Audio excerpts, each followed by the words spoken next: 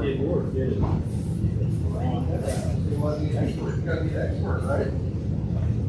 fellas. Morning. Morning. Morning, everybody. Yes. We're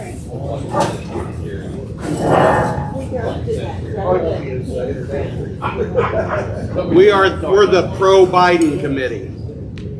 I gotta go. I figured somebody'd get a kick out of that. All right, all I want to know is where's the documents? By the Corvette in the garage. In the lock garage. Right, but it was locked. You're right. I'll have you know. Yes, sir, I was gonna, y'all run a little table here.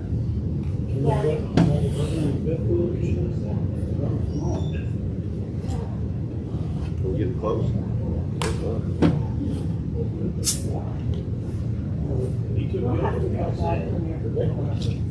What's that, I'm sorry? This is the first year I've been back here in the cold. I believe we're ready. Yeah, we got room. You gonna kick Ben out? Kick me out, that's fine. You ain't gonna say anything anyway. There you go. Nobody puts baby in the corner. There you are. All right, guys, it looks like it's about 8 o'clock.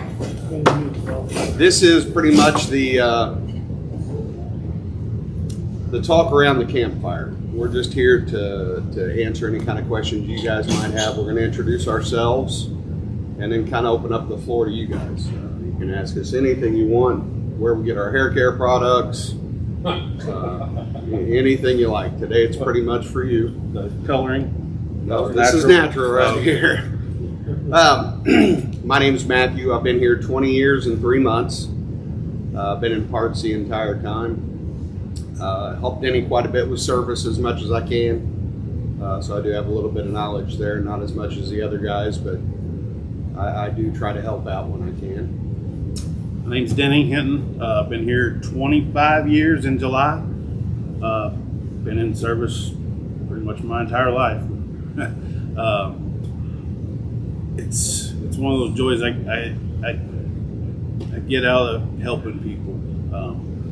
And a lot of familiar faces here, and we thank you for coming back and sharing stuff with us. So we'll be here as long as you need us. My name is Brian Pigman. Been here for 2.5 years. I'm in sales. I got over 20 years sales experience in auto, probably 18 in automobiles and 2.5 in campers. Good morning, my name is Pete. I'm one of the service advisors here. I've been here for just about a year and been doing a lot of service work for most of my life. So, I'm Ben Hoffman. I do the service and warranty here. And I've been pretty well doing automotive and RV like that time. Guys, we're going to open it up to you. What would you like to talk about today? All right, that concludes our seminar. We do have donuts and fresh coffee over there if you like. What about, I have Class A, so I'm looking at perhaps doing solar. Mm-hmm. I'm fairly well educated in electrical and all that. So if I want to maintain a battery pack of, I have about 800 amp hours, not lithium, it's, like if I go solar, I'll go lithium. Panels, recommendations. We just installed a 1,200 watt kit on a gentleman, on a motor, not on a gentleman. Wow. On a motorhome here this last month. It's going to work out for him quite a bit. He'll not have to mess with LP regarding his refrigerator. He can let it run as long as he wants to, pretty much with the system he's got. You got what size inverter do you have? 3,000. 3,000. Yeah. Oh yeah. Are you looking like hours wise? Would you say that again? Are you looking on how many hours you're trying to get out of it, or? Yeah, idealistically, we're talking about doing more a western swing, and so there's a lot of dry camping Sure. in that area, have a 7,500 watt phone-in quiet generator, but we'd like to make that stretch. In some areas out Oregon, Wyoming, stuff like that, you're going to be more in a dry, it's still a camp area, but it's dry. And so looking at being able to elongate that. Definitely, I wouldn't go anything less than I'd four 200 watt panels. I would say so. I think I've got room for 1,600 watts on the roof. And if I'm going to go that way, would you recommend just maxing it out while you're there? Yeah, I mean, as long as you have the room for them. You gotta have the right controller that controls the solar panel and gets it to the battery. What kind of, you said you put in, what kind of charge controller did you all? The system we put in was Renogy, Okay, I'm familiar. so they have systems online. What we did is we called and we got a custom system kit put together by them. Their off the menu items didn't have what we needed, so we put a custom kit together for the gentleman. But it worked out really well. He didn't want to change his batteries because he just got new batteries, but basically he was out to power that household style refrigerator, which he'll be able to do now with no problem whatsoever. And he could probably actually run his rooftop air conditioner for a couple hours. Depends on the sun. But the day that we installed the system and backed it out of the shop, it's kind of disappointing in what the panel said it was actually doing, but it was a really, really dismal gray day. Sun pops out, boom, that thing was fired up and charging like nobody's Do you business. remember what side, I mean, you said 1,200 watts, so did you wire them in series and parallel up on the roof, or and what size wire did you drop down? I mean, is it number 10? To be honest, we bought the kit that they recommended, so it came with everything for the system that we built. I don't remember the specifics for that reason. If we had to piece together something, you know, I'd have more specifics on it, but they basically sent us everything we needed for the system that we built online. I do know we ended up using 2 controllers. Is that the system we did that on? I'm sorry. No. Yeah, I mean, if you're looking at, wanting to get out there in the west and some of the BLM and do some of the dry camping and stuff like that, if you have 800 amp hours of battery, you're in pretty good shape. You were to run 800 to 1,000 watts of solar, you'd be putting in probably anywhere from 25 to 40 amps of current. Is that DC, when you say, is that DC current? That's DC amperage of current that would be converted going directly into your system and your battery bank for you. And when we go from AC to DC, is it, my general understanding is that we're a factor of 10 going either way. So 1 amp of AC is 10 amps of DC, Roughly. roughly. Yeah, Okay. yeah. I Make mean, sure if will your inverter run your AC now? Yes. Okay. Yeah. Okay. Yeah. I mean, with the Right. yeah, with a system like that, you may get 3 to 5 hours worth of usage out of that AC, about 800 amp hours of battery. I mean, because my startup on my, I have just the standard ACs, and so my startup, that's what kills it on the batteries. Yeah. Yeah. You wipe it for about 25 amps for Yep. 4 or 5 seconds.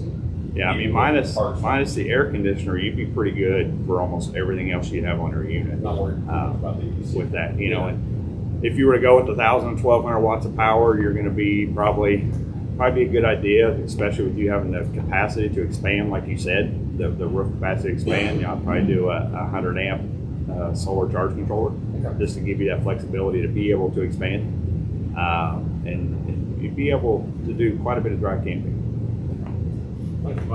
If you want to look at, we have a Valor out here that has a large solar system on it that you can run 1 AC.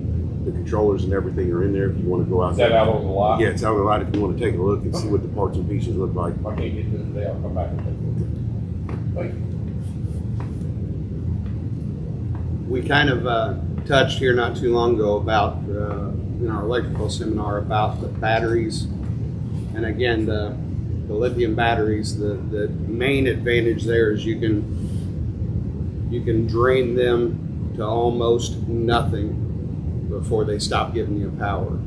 So where a normal lead acid battery is going to shut down way earlier, that's the biggest advantage of those batteries. So if you want to spend the money and switch over to the lithium batteries over the lead acid, that's going to give you quite a bit more stored power too. So something to think about if you are going to do once you're ready for new batteries, maybe think about making that change. And the other thing is, most of them are coming with a 10 to 12 year warranty on the lithium ion batteries. So if you figure 6 battery changes on a lead acid battery, you're right there at what a lithium ion is gonna cost you. Correct me if I'm wrong, but my understanding, modern lithium ion batteries, which is what the Type 04 or whatever is the main chemistry they use now, because they have a BMS that almost all the ones I've ever seen are BMS driven, and just the continuity of power over time, they just don't get out of balance and just you deliver a much smoother, right down to like 10%. Exactly. Yeah, I mean, Exactly you know, right. your lithium battery will hold 13 volts all the way down to almost fully discharged. And then you trail off really quick, where lead acid is continuously dropping voltage as it, you know, as the power decreases in the battery. Yeah, when I'm at about 50%, I know that mine are like 12.2, Yeah. something like that. I always compared it to a propane tank. You have the exact same pressure all the way through until right there at the end, and it's gone. So that's kind of the way I look at those batteries. You're getting everything until the very end. A nice way to look at that. What else we got, guys? Got a question from the live stream. Yes, sir. Somebody asked, what do you do about TV reception at the campground when you can't pick up any channels? Well, the easiest way, in my opinion, to figure out what you should be getting at any campground is there's actually the FCC came out with an antenna map. So if you Google FCC antenna map, it pulls up a screen that you key in the zip code of where you're at. It will then pull up in red, brown, yellow, and green, I think. It'll give you what you should absolutely be able to get at that zip code every time, what you may, what you probably won't but could, and then what you won't. So it gives you an idea of the signal that's coming to that zip code. So a lot of times people that go campground to campground will think there's a problem with their antenna, and the problem is they're just too far from the source. So back when it was an analog signal, you could have 70% signal and not even know that it was a reduced signal. Your TV would be fine. Now that it's this digital, it's either there or not. That's why sometimes when you're in your camper and you're walking around, a little bit of movement in the camper will actually make the TV pixelate. So the best thing that I can suggest is, number one, find out what you should be able to get at that zip code. And then that'll tell you, right away, hey, this says I'm going to get 2 channels where I'm at. So you may not even have a problem. But I would suggest you look that up, find out what you could get, and absolutely what you won't get.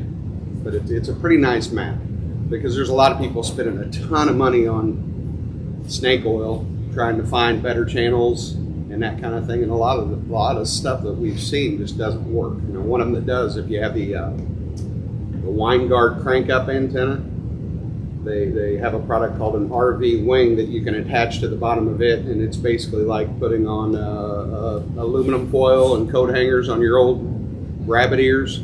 It's just bringing Bring in the signal. right. So you can do that if you have the crank up. A lot of the omnidirectional, there's just nothing you can do. You can go buy. We've seen a lot of add-on products that people have bought on the Jungle website and that kind of thing, that they've spent a lot of money trying to get different signals or further out, and a lot of it just doesn't work, to be honest.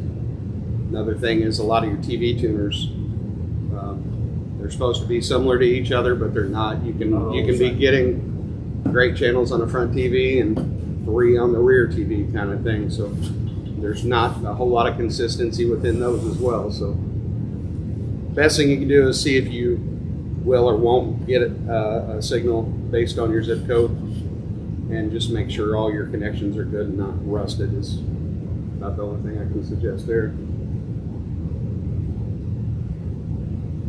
Anybody else have anything to add? I noticed on some of the campers, The fittings, the cable fittings are not properly together, so that's another thing is check with buyers. Take the cable coaxial off and look inside there, make sure they pull out too far. Not rusted. Not rusted. They got a center core in those cables that can be too short, not making good connection, that kind of things. But if you're getting good channels at one location and not at another, it's most likely going to be the location, honestly.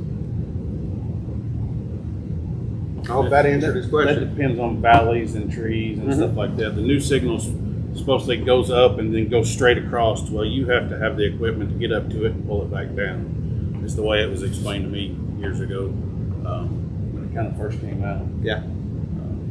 That's why your earlier antennas had the big wings. That was to pick up the analog signal. Well, now everything's a lot smaller because it's coming in, it's centralized there on those new antennas. We picked up in smaller patterns. What else, guys? Besides the sill, what would cause a personal toilet not to move water? They actually can get scratches in the plastic that rolls along the seal. So I always spray WD-40 on mine to help keep it from drying out, something along that lines. But it'll actually scratch the plastic and go past the seal. And the seal, as the seal dries out, and that's what you want to try to keep it from doing, it'll actually doesn't conform around those scratches and allows water to go by.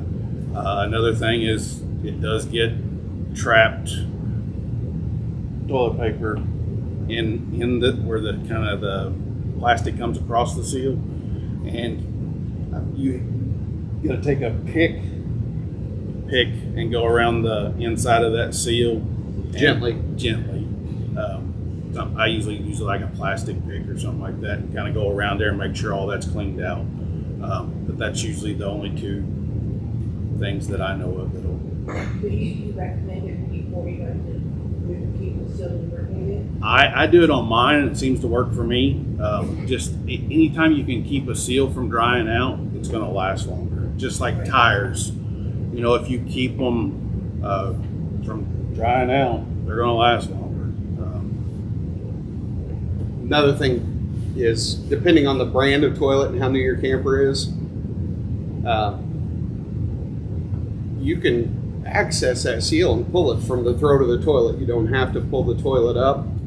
So put you on a good pair of gloves and you can actually pull that seal out, clean it up right there, and it installs the same way. If they call us with the model number, we can help determine that for you.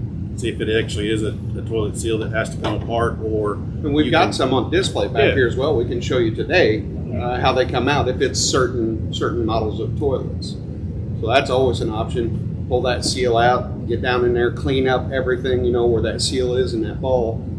But if those balls or plates, depending on the toilet, if they get scarred, like Denny said, it'll just allow it to leak no matter what.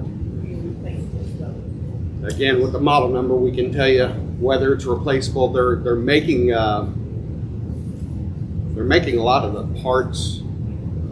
They're eliminating a lot of the parts that you can change on a toilet, and I think that's good and bad, because if you have to have replacement parts, that's probably something they're counting on it to wear and have issues with. But we haven't seen any in a long time that, or I personally haven't seen any in a long time that wouldn't be fixed without a seal. Just a seal replacement, making sure the seal is seated, you know, without any kind of physical damage to a toilet or something. Like if you stuck have you seen the tank wands where you hold the toilet open and you stick a wand down in the toilet and it cleans out your sensors and that kind of thing? I mean, short of somebody nicking something with one of those or hitting the blade valve or the ball, short of something like that, generally your waste isn't going to deform or scratch anything in there. If it does, you got more issues in that toilet, guys. Everybody's meant that, right? And I can't help that, but might be able to guide you to a doctor or something like that, or some cereal. Grape nuts is what I try to use. And we're not being paid by Post or anybody either. So Grape nuts is a wonderful product for toilet. You you looking for a Yeah, she was, sponsor? well, Where's Don? yeah. What else you guys got? Do you guys know how your sensors on your tanks work? No. Well, you've all been stymied by those 1/3, 2/3, on full kind of deals there, where it's empty, but it's still showing 1/3 or 2/3, that kind of thing.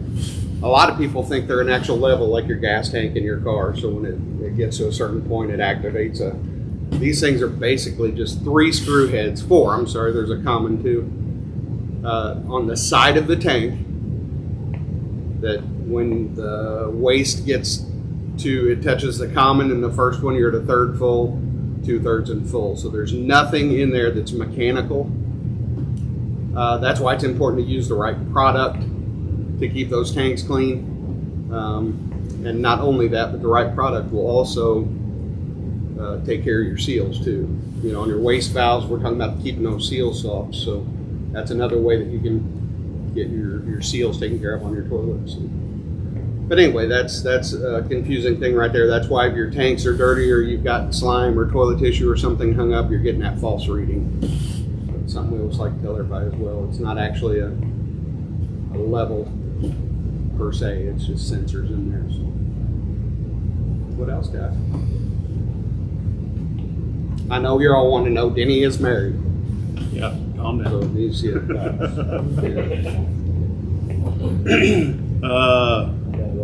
Go ahead.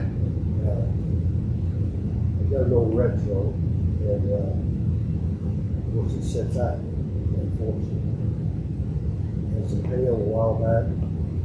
I noticed it kind of haunting right there where it goes to the trailer. Right there at the top, yeah. How hard is it to replace that when it finally goes out? Is that a 2-man job, 1-man job? It's usually a 2-person job to replace an awning canvas. Is it power? Yeah. It's a powered awning. Yeah, it's usually a 2-person job. Some of them have springs in them. It's kind of dangerous, honestly. I've had technicians that's been doing it for years that get tore up by even using the right equipment to unwind the springs and stuff like that. So it is kind of dangerous, and it does take 2 people to do an awning canvas. You generally got to have somebody on the roof sliding it into the channel, while you've got somebody at the tube sliding it in as well. If it's a power one, most of your power ones, they got an idler on one end and a motor on the other. So you drill out the rivets to where you can take the motor out or the cap or the idler and slide it in that way. So it's not horrible. The problem is doing it without cutting into that fabric when you're sliding it into that trim. A lot of times it'll catch and just rip, and then you got to start all over. Once they rip, they're pretty much gone from that point. So That's just bringing it up to guys. it's a whole lot Honestly, safer yeah. to just replace the camper. We're gonna kick Ryan's him out. our salesman. If you haven't, We're gonna kick him out if of the you forgot experts. there, he's But yes, we can absolutely take care of you. We've got stuff in our shop that helps the guys do it safer and more efficiently.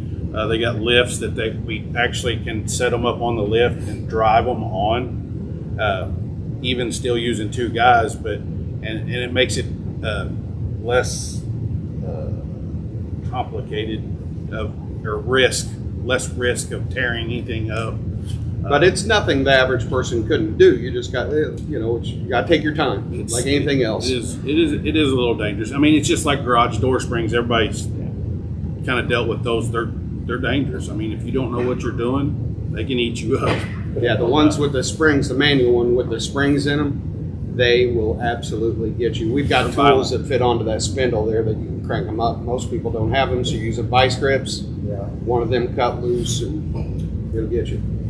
I mean, and you have to know how to tighten that spring. I did one time, and it took me 3 tries to get the spring right, because even though it was electric, it would sag because it was pulling it back wrong. We always count the number, like when we're unwinding it, we always count the number, and if we have to go back with not knowing, like say it got tore up or whatever, not knowing,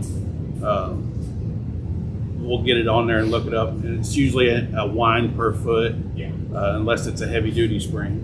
The new assemblies come in pre-wound, so you basically slide them on and then pull all the pins after you get it all put together. Yeah, they got a cotter key that holds it in the pre-wound position, so once you set it up there and everything, you pull that key and you're set. While we're talking about fabric, one of the worst things you can do to them is roll them up with the little awning light hangers that are even designed to be rolled up in there. They really stretch that fabric, and then they start not being as tight up top, or they're tighter on one end than they are on the other because they slide them all on the one side. So even if it says they allow you to leave those in there, I would never do that just for that fact. We've had people, this end's tight, this end's not. What's wrong? Nothing's changed, no kind of thing. And then you unroll it, and they've got 12 hangers in there that they've left. So you just stretched it as it rolled it in on this end. Nothing you can do but replace the fabric. Or slide them all down to the other side and leave them that way for a long Let it stretch time. out. Yeah, you could do that, I guess. Absolutely. What else, guys? What's the biggest problem that you're running into when you camp? What's that? Diesel cost to get there? Is that? My husband won't take me either. But there you go. We can't control that either. But yeah, I'm free a lot of weekends. If he don't want to go, we'll find a nice place. My wife don't like to camp. We'll knock out two birds with one stone. I do snore though. Yeah. But when you go camping though, what do you run into? What do you see the most that you have problems with, or what do you hate the most about your current setup? What does your camper need that it doesn't have that you wish it would have? You all got the perfect campers. Awesome. If somebody else has a question, hey, go over time. So we talked earlier about the roof air conditioners. Would we see any evolution of them come? I mean, because basically we've been dealing with the same roof air conditioners that hold the 13 amps, if they're 1500.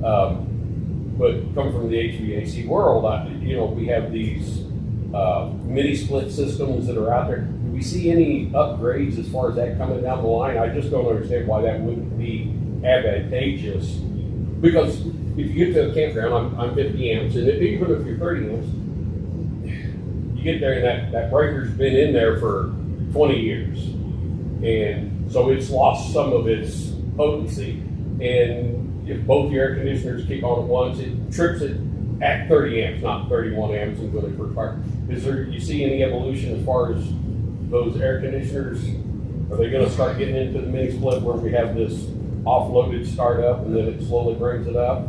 There's more than one unit out there now that they have less amp draw. They're actually two fans. Okay. So you got one for the condenser and then one for the Okay, actual. so two separate. Yeah.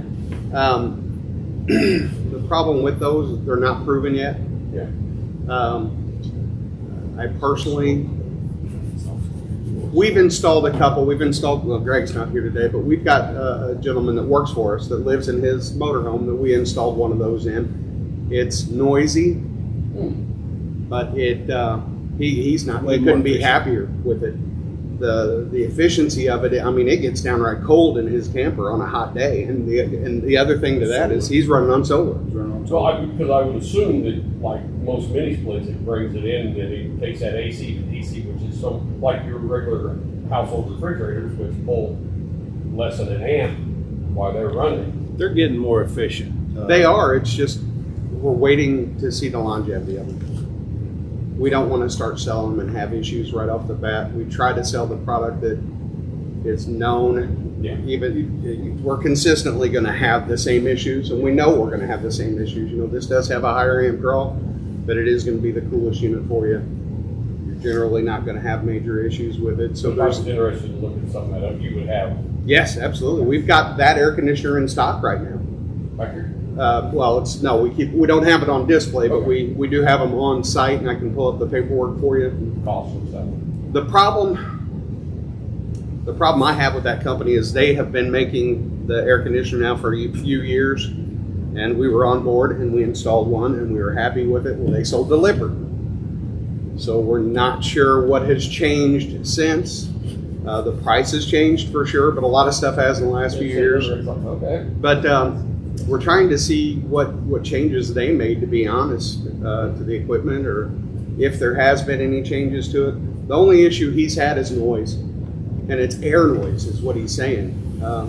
The power of the fan in that thing. So the blower motor is Yeah. probably good. Yeah, basically. But he said it's blowing like crazy. And now he's got a direct dump. He doesn't have it ducted. Ducted.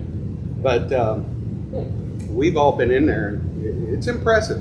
Now he tweaked this and tweaked that on his own to get a little bit better flow. But and I'm only talking about the duct work, so nothing on the air conditioner itself. But they're making changes. Everybody and their brothers coming out with an air conditioner since we couldn't get any, a couple of years ago and that kind of thing. But What's those Hayes transformers that are Hughes. Hughes. yeah, there's Hughes makes what they call an auto former. That is what Denny was bringing up here, just talking about trying to keep everything level. Now there are Dometic, one of the biggest air conditioner producers for the RV industry. They stopped making the hard start kits that aided you in getting over that initial hit when you start them up. They quit making them, so now there's a bunch of different people that are making those that I don't have a whole lot of information on them yet, but you can go on Amazon right now and get those. I don't remember what they're called, Power Start, something along those lines, that people are just raving about. Yes, They're just big. they are, but they're more. There's only a few SKUs, to where before you had to order one for Coleman, you had to order one for Furrion, you had to order one because nobody actually printed the information of what you needed. So these guys have got it figured out to where it's like, hey, if you've got this unit, buy this one, you're done. No problem. But people are raving about those. They're actually getting by with the 2,000 watt generators and stuff. I run a TO8. It's an auto CPUF. Yeah, so you know what you're talking about there. But yeah, I mean they're doing that just to help you get over that head pressure or whatever when you start up. So First initial started. yeah, and they're really inexpensive. Capacitors are not expensive. A lot of times they. What you can charge for them, Mark? Yeah, exactly. That's what I'm getting at. You can find them. They're high retail, but not real expensive. So, what else you guys got? Nothing you can think of that while you're camping, I wish this had this kind of thing. On the 12-volt refrigerators, is there something that you need to do, like on the outside panel, that you haven't seen anything out there? On which air conditioners? No, 12-volt refrigerators. Oh, okay. No, There's no maintenance on not really. No, there's not. I mean, on a dual, like a LP, and you got to clean the flue and for the LP stuff, but nothing on a 12-volt refrigerator to clean. Yeah, if you've got a normal LP electric refrigerator, you might want to check the venting of it and stuff, maybe once a year. But yeah, on the 12 volt, there's really nothing you have to mess with. Pretty simple. Make sure if it doesn't have a self defrost system, just make sure you're doing that every now and then. If you do leave it running all the time, But other than that, not a whole lot neither. What else, guys? Is there anything that that we could be doing better to help you? Is there anything that, I don't want you to pinpoint names or anything, but is there anything in the departments that we're lacking that you wish we had? I know the last few years it's been real tough to bring in a lot of new product, and that's simply because during COVID, I always bring COVID up, and I hate to, but they quit sending outdoor salesmen out to us. So we don't get people bringing in new product to show us and that kind of thing, so we're relying on shows. A lot of those have dropped back. We went to a show this week. Craig, Denny, and myself went to a part show this week, and it's through our main distributor. And the biggest problem with that is we're going to a place that already has what they have. We need to go to shows where we're getting vendors that don't go to our show. We need to go to them to get introduced to new product there. But we're trying to do that. We're branching out into truck accessories as well. So that's something we've kind of missed the mark on. We've always had access. Yeah, we've always had access to the product. So if you need anything like that ever, give us a shot. We should be cheaper than anybody in town on the product. And we're going to have to work through the install on certain things just because we've never done it before, and they don't tell us, generally what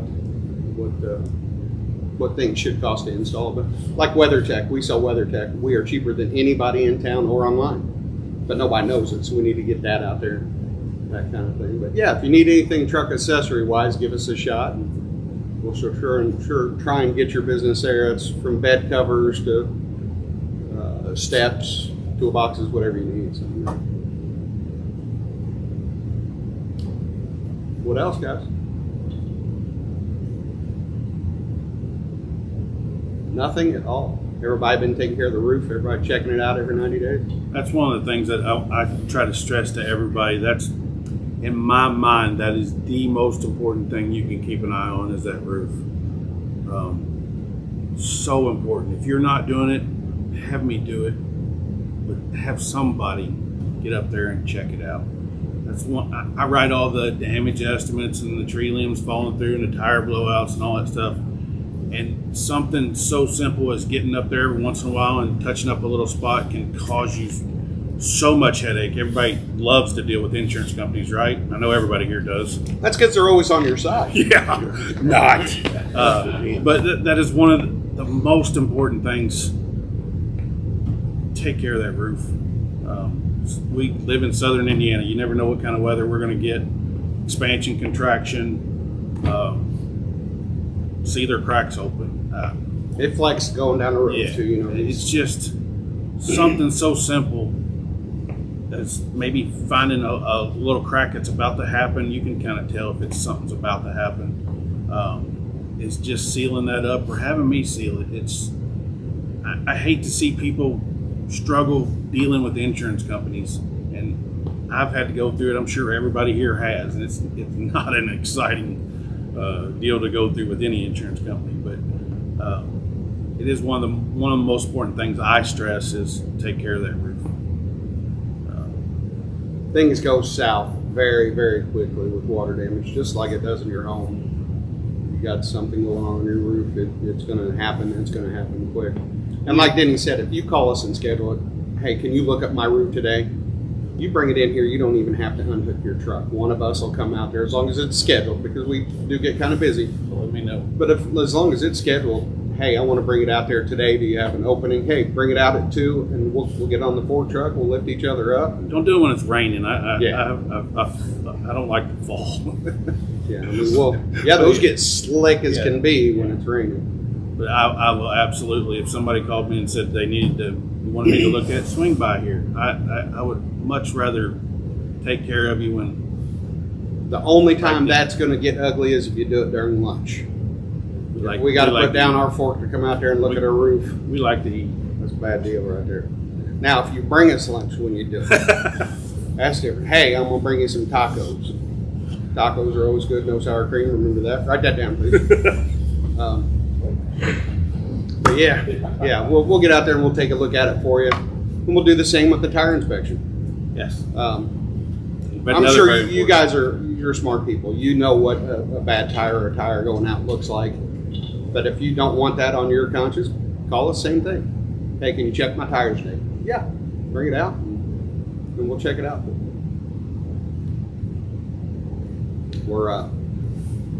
Y'all know we're building a new facility right over here. That's going to be for a lot of external insurance work, that kind of thing. But that's where we're planning on doing a lot of the truck accessory installs and that kind of thing as well. And we're trying to branch out and get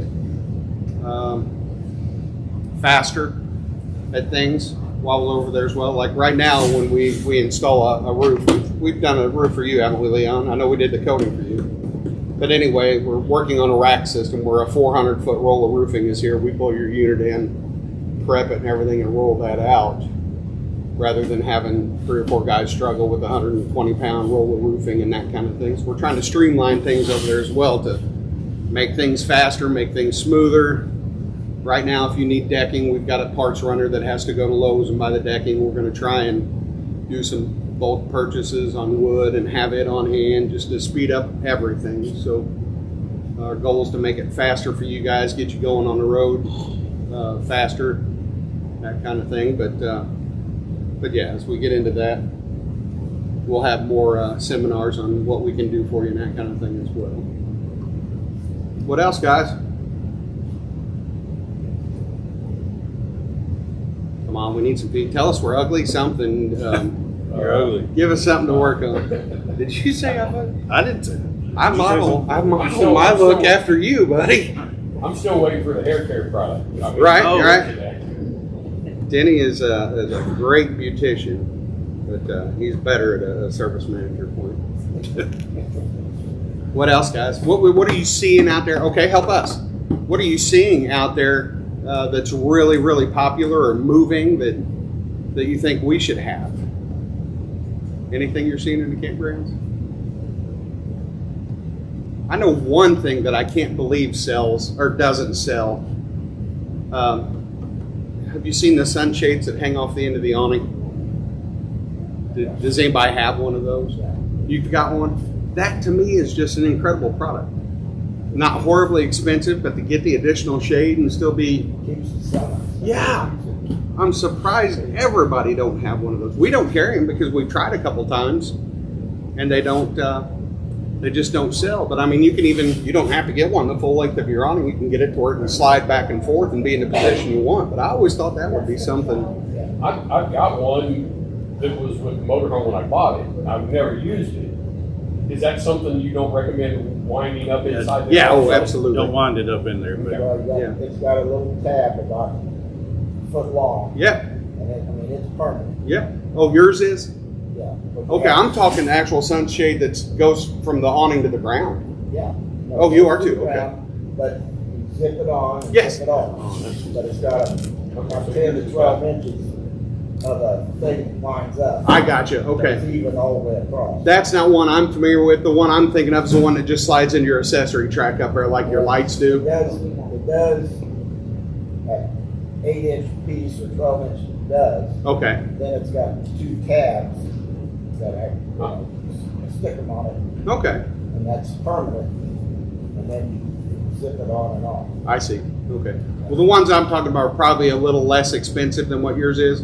It's just a polycord. It's basically awning material, but it's vented. You know, it's the mesh. Like a- Slides in, take it off. It's just like a string. Yeah. Like see through it. Yep. But I always thought that was something that If it I doesn't rain, if it doesn't, if you got it on and it's raining, if it doesn't rain real hard, it water. just keeps it and lets it roll down the face of it. I always thought that would be something that I'd have to have. Anybody else think anything that's real hot? there is one thing I want to kind of touch base on. The Connect system. We have a texting deal.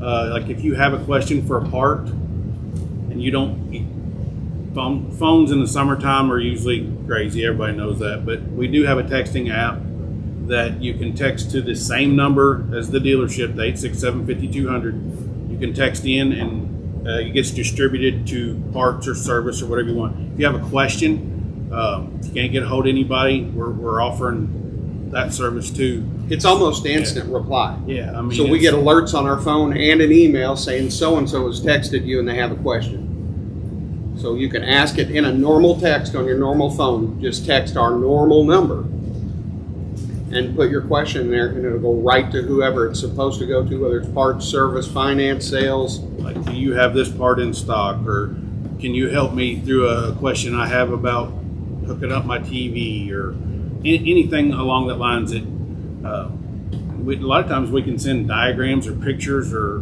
whatever we can do to help you out. It's a good tool to help you and us.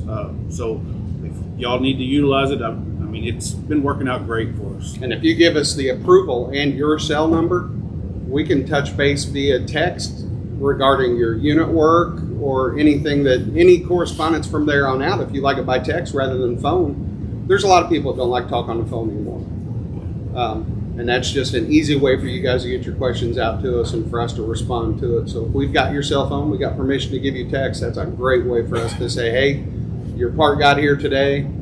We're going to bring it into the shop on such and such, that kind of thing. So make sure if you're available for that to give us the information. We'll absolutely add you to the database. And it's not marketing text either. We don't, once we have your cell phone number, that system doesn't do any marketing or anything like that. It's Just nothing a to do with communication sales. thing. Yeah. it's- Just communication. Yeah. Yep, you'll never get a, hey, we got this on sale through it or anything like that. It's solely for you to say what you need to say to us.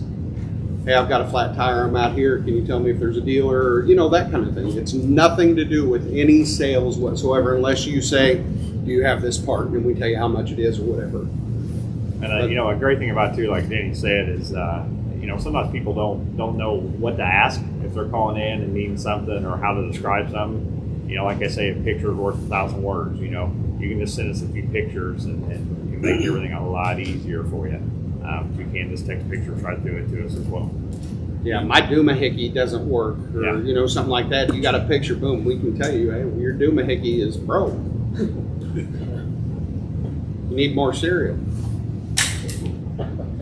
Full circle, Matt. Full circle. I had to bring it back. You brought it back full circle. Thank you. What else we got this morning, guys? You look bored. You tired?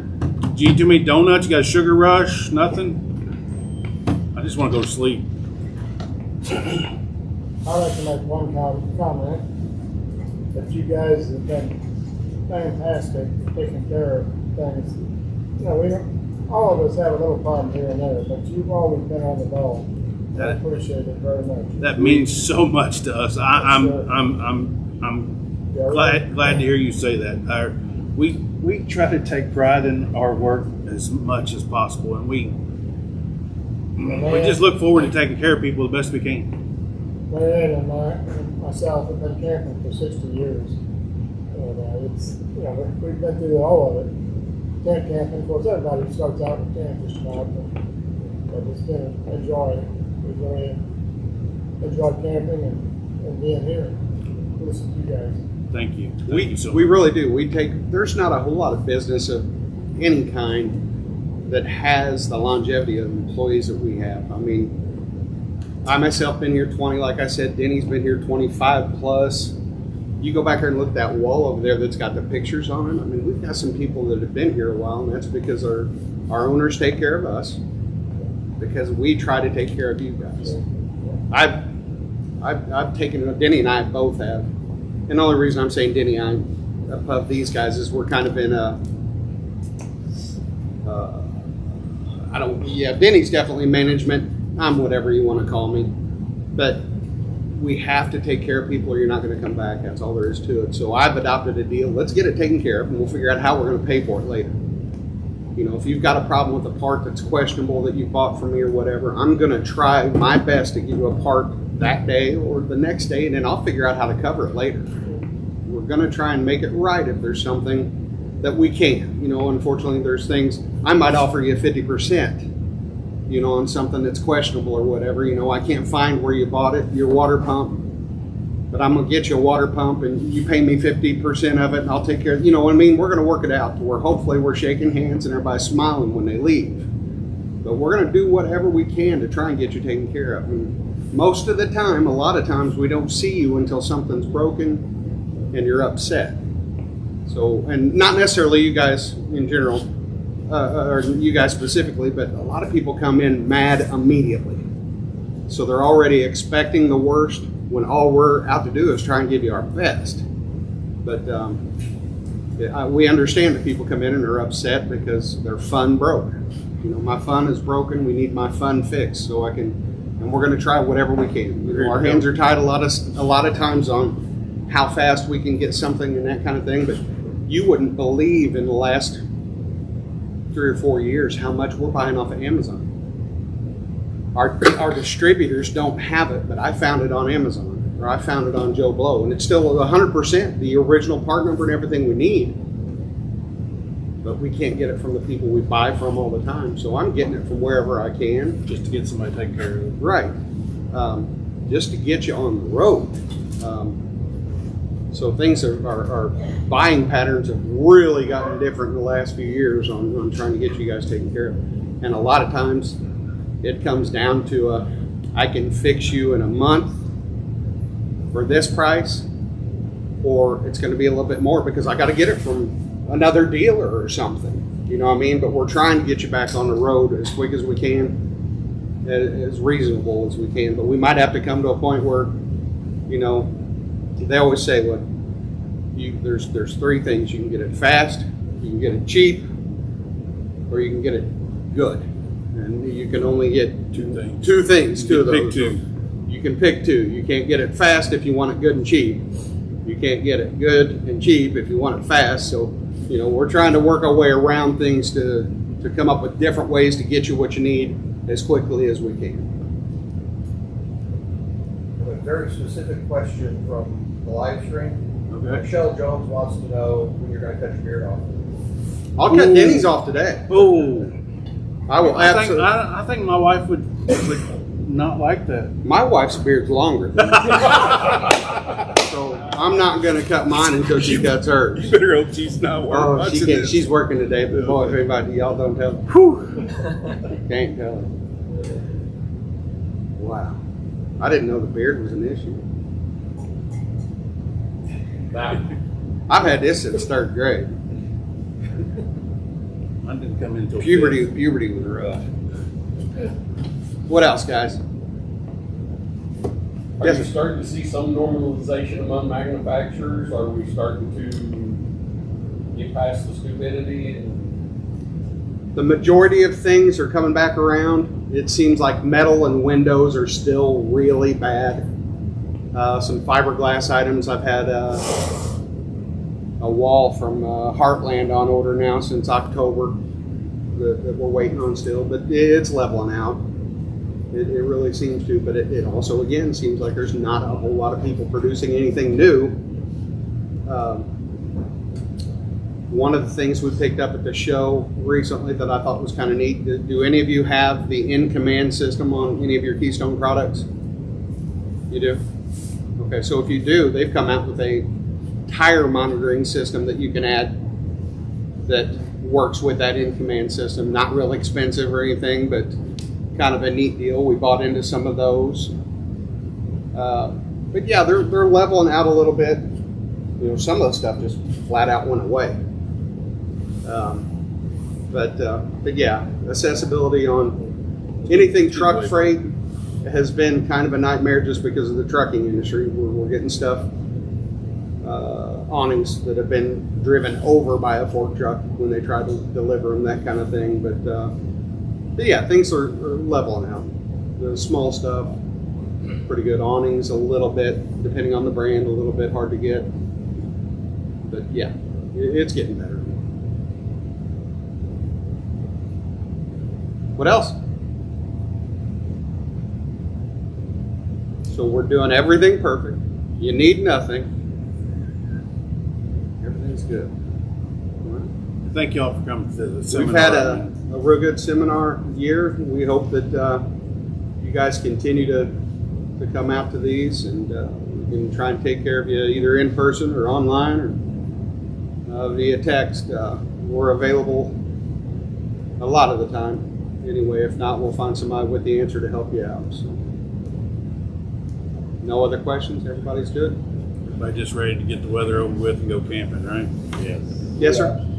Next week, we'll have Blackstone, we're gonna have cookie cabin. We were going to. We had, I'm being genuine here, we had a couple chefs lined up that we're going to, and we're not certain yet that they're going to be able to make it. They had some conflicts as far as scheduling goes.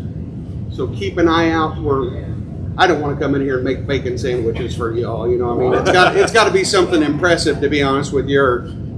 Everybody knows how to flip bacon. Everybody knows. You know, we were trying to get some stuff in here that was going to be unique. Who doesn't love bacon? Oh yeah, that's the other thing we did at the show. I don't know who outdid who on the bacon, but I bet I ate 15 pounds of bacon. We got our money. I kid you not, I sweat grease right now. It's awesome. Well, that's kind of descriptive, but anyway, so keep an eye. We may not have one next week. If you guys have any ideas on seminars, something you want to talk about, send it to us and we'll put something together for you as best we can. We've talked about tires. We've talked about a lot of things this year, and if we're missing the mark on something you want to know about, the Blackstone deal was going to be neat if we had the chefs. Otherwise, we all know how to cook and eat and survive. But it was gonna be neat if we had somebody coming in here and making, I don't know, something incredibly crazy on the Blackstone. Yes, sir. What's the best way to get to all your plumbing access on the camper? Where's the access? There's not a good way. And then what do you do to cover that downhill? You come in and say, I need 15 feet of underbelly tape, and we just give you 15 feet of underbelly tape. Basically, just cut a U out of it to where you can kind of hinge it down, or if it's the fabric, same way you cut it down, but we've got repair tape for that made. Make a door, make it back up. Yeah, if I've got to cut them all the way across the camper to gain access and crawl up in there, basically, what I'll do is I'll go ahead and cut it all the way off, and then I'll put a board up there and then screw it up, screw each side of it back to the 2x4, and then tape it. Yeah, so you got extra support going back, because if you don't have it screwing into something there, it's just going to keep sagging and pulling the tape away. So Yeah. I'll go in and I'll add a board across there and then screw it up and then tape it after the repair's done, whatever you find inside the underbelly. I know a lot of you guys might have been at our tire seminar where we were talking about those little screw-on. We've already got the 65-pound ones in, so if you need 65-pound, they're, again, $3.99 or $4 a piece is all they are. But some of the other pressure ranges haven't got here yet, but we did get those. Nothing else, guys? Yes, sir. Inflation caps you talked about, you fit better on a stiff, like a steel. If it was one of the big sensors, Yeah. you might want one of the steel ones, but these little caps, no impact whatsoever. It could be All I on. mean is your valve strip. Mhm. You try to put that on rubber valve strip. It's kind of hard to hold it in place and tighten it down, so that O-ring That's on the bigger. contacts. These are the little chrome ones, the little bitty ones that look just like. They just look like a cap. It doesn't take much to seal them off. You don't have to use a tool or anything. Just by hand is plenty. I've had a set again for probably a year, maybe two, on my Charger, and all I did was took my plastic ones off and screwed them on by hand. If you want, you can spray them down with soapy water, make sure you're not getting anything, or if you want to tighten them, quarter turn after that, or whatever you can after that. Wouldn't be a big deal, but I don't think it's necessary. The one that Dan took off over here during the seminar, he just took it off with his hand and put it right back on. Good job, Dan. Good job. You tell us what, like I got Springdale, you tell us what pressure is on that tire? As long as I can log into Keystone and it shows me. I don't remember if they show pressure. There's a On the sticker, website. There's a sticker on the side of your camper right next to your VIN number on the left front I corner. don't know if you looked at mine. I don't know that it's advertised. I know I got your tire size and everything, but I don't think it tells me the pressure. I can look it up back here and just Right. Maybe if we've got the same model number here, go look at we one. can go look at one and see what it says on that sticker. But again, that's a silly little I make nothing on it deal, but man, I think that is a great piece for $3 or $4, whatever it is. And that's just a quick, I know that one's low, so I'm going to check them all kind of thing. One of them deals. But for the money, man, $4, you can't get anything for $4. I know you can't get a Frappuccino or anything at Donut Bank for $4 anymore. They're 5.5, I think. For the caramel mocha. But it might be that extra drizzle of caramel on top of the whipped cream that's costing me that extra. I don't know. They're delicious. What else, guys? Are we there? He's probably going to shut her down. All right, guys. Again, we thank you all very much.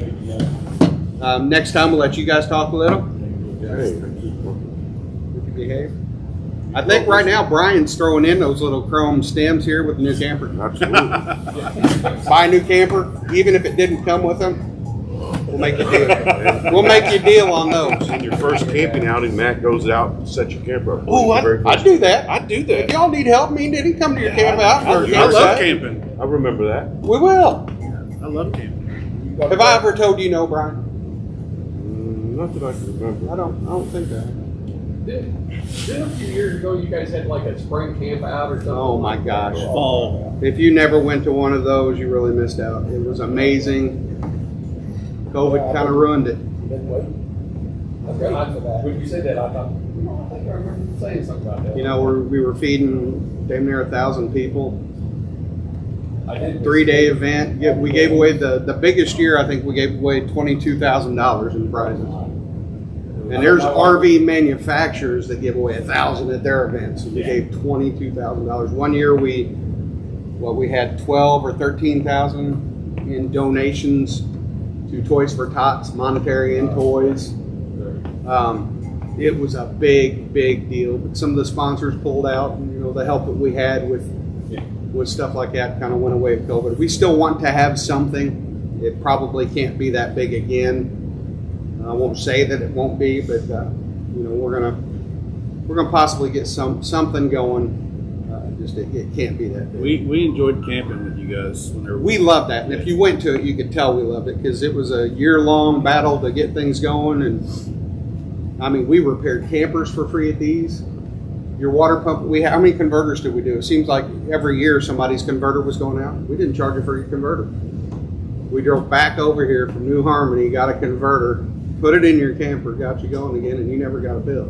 I have to say that was one of the best campouts. Appreciate it, because we took pride in that. It We was, went to 2 or 3 of them. and not to toot any horns, but Chad started that thing in Lincoln, and then Denny and I jumped on board to help out, and man, from there we got a little group of people together that just made things happen. And of course, JB and the family that owns the business, you know, they put all the money down. But I'm here to tell you it was so fun. It was just a great time. And again, it was a no sales kind of event too. we got to see y'all in your element. We got to be with you, and We got to camp with you, and that was fun. It made us smile more than It you know. did. And again, that was an outside of the box way to help too. You know, we repaired a ton of campers at these events. One camper came in, and the axles were about to fall out from underneath it. We came here, got a welder, and they welded the camper. Oh, that was a vendor. That was a vendor of ours. It was a vendor that showed up to help with the stuff. Yeah. Dometic, I think. No, Lippert. It was Dreama from Lippert. They came down from Elkhart, and Yeah, their Lippert leaf axles. spring hangers were damn near broke off of that camper, and we fixed him up while they were there too. But that was just an extra way to show how much we appreciate, you know, everything you guys do for us, because we didn't get a whole lot of camper sales out of that. It was a way to mingle with you guys. So, and we miss it. And again, I'm sure Chad's got something in the works to eventually get us back to doing something anyway to show how much we appreciate everything you guys have done. Anything else, guys? Well, you're like family to us. A lot of you guys we see even when there aren't problems, and we like that. Got a few giveaways back here in the back if y'all want to come back here. Nothing extremely fancy or expensive or anything like that, but if you want to come back after parts, you don't have to buy a thing. We're going to give you some shirts and some stuff that just didn't sell for us, and we're getting out of here. We wrote it off, and if y'all want to come back and take part of that, that'd be great. And again, we're here anytime you need us. So we joke a lot and try to have fun and try to make you all smile. But at the end of the day, that's what it's about, taking care of you guys. So, Thank you, gentlemen. thank you. Thank you. Thank you very much.